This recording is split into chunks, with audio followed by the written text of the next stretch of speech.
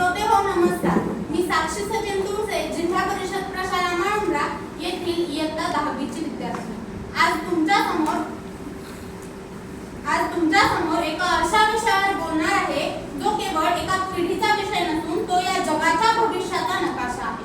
आणि तो विषय म्हणजे जेन झी काय करू शकते.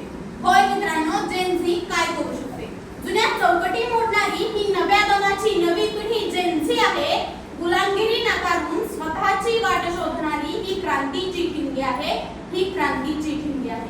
मित्रांनो, जेन झी किंवा जनरेशन झेड म्हणजे काय असा प्रश्न तुम्हाला पडलाच असेल तर 1997 ते 2012 या दरम्यान जन्मलेली पिढी म्हणजे जेन झी होय. ही पिढी आज संपूर्ण जगाला आणि आपल्या भारताला एका नव्या दिशेने घेऊन जात आहे. काही टीकाकार म्हणतात की आम्ही रील्सच्या 15 सेकंदांमध्ये जगणार आहोत.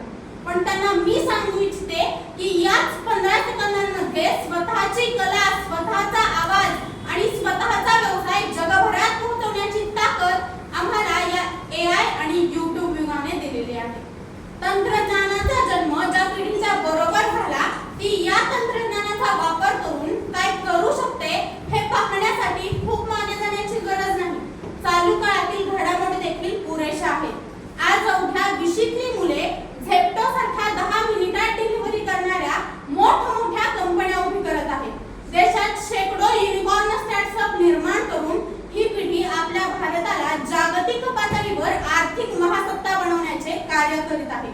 जेव्हा आपण इतिहासाकडे पाहतो तेव्हा भारताच्या स्वातंत्र्य लढ्यात भगतसिंग, राजगुरू, सुखदेव यांनी जेव्हा क्रांतीची मशाल हाती घेतली होती तेव्हा तेही त्या काळातील युवा पिढीच होते. त्यांनी इंग्रज सरकारला झुकवलं होतं. आज काळ बदलला आहे, शस्त्रे बदलली आहेत. आजच्या जेन झीच्या शस्त्र हे बंदूक नाही तर त्यांच्या हातातील स्मार्टफोन आणि इंटरनेट आहे. चालू काळातील आणखी एक जिवंत उदाहरण म्हणजे नेपाळमध्ये जेन झीने दिलेला लढा.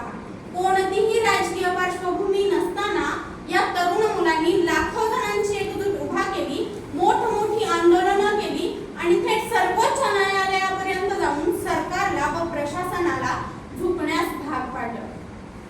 त्यांनी नेपाळमध्ये सत्ताच उलटवली आणि ही सत्ता जेव्हा जेन झीच्या हातात आली तेव्हा त्यांनी असे काही बदल केले की ज्यावरून सहज स्पष्ट होतं की जनरेशन झेड आपल्या भारताचे आणि संपूर्ण जगाचे भविष्य सुरक्षित ठेवण्यास सक्षम आहे.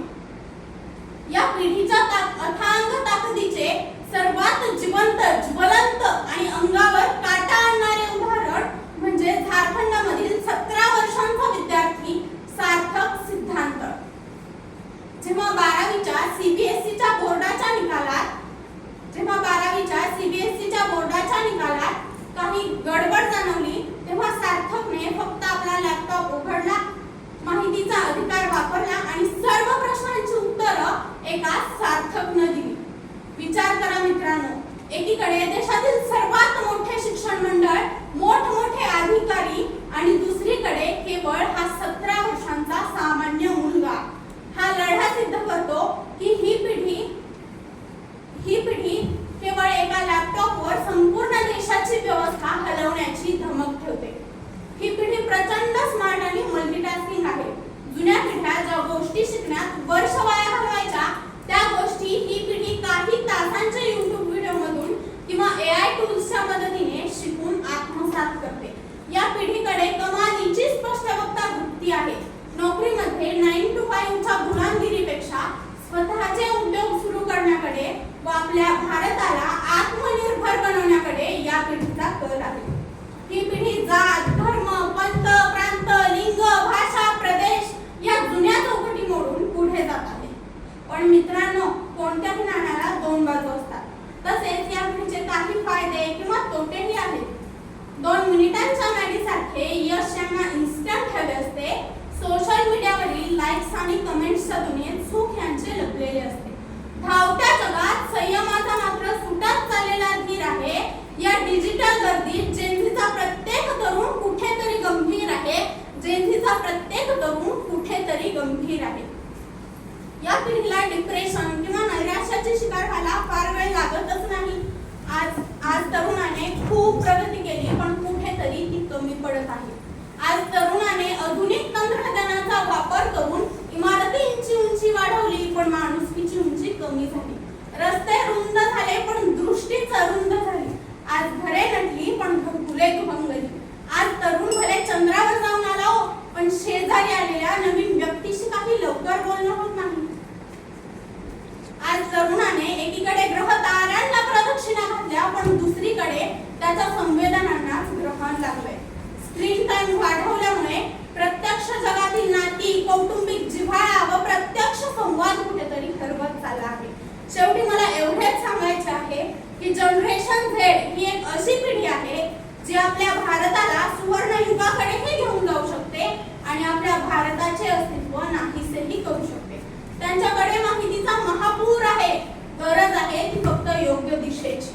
जर त्यांना योग्य मार्गदर्शन आणि संस्कारांची जोड मिळाली तर ही पिढी आपल्या भारताला महासत्ताच बनवेल, यात मला काडीचीही शंका वाटत नाही. शेवटी एवढेच म्हणू इच्छिते की चुका असतील काही यांच्यात पण यांच्यात बदलण्याची आस आहे. चुका असतील काही यांच्यात पण यांच्यात बदलण्याची आस आहे. कारण या जेन्झीचा प्रत्येक विचार जगावेगळा आणि खास आहे. कारण या जेन्झीचा प्रत्येक विचार जगावेगळा आणि खास आहे. मिळेल जेव्हा योग्य दिशा आणि सोबतीला संस्कारांची जोड असेल, मिळेल जेव्हा योग्य दिशा आणि सोबतीला संस्कारांची जोड असेल, तेव्हा अशक्य ही शक्य करून